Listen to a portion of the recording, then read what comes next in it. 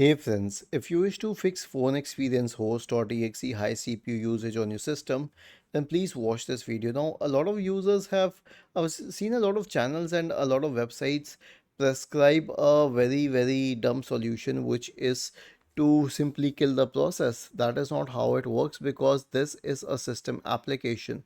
It will run in the background, and even if you kill the process, upon restarting, it will reinitiate it. So here's what you can do.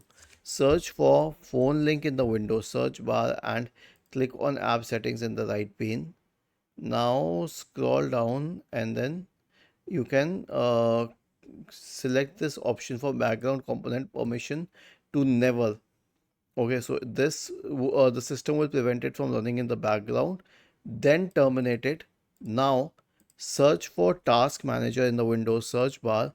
Open Task Manager, go to the Startups tab, scroll down or scroll up and right click on it and select Disable if it's already enabled.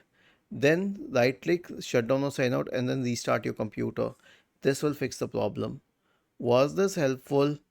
If yes, then please subscribe to the channel. If not, then let us know in the comment section of the video on how we could help you further.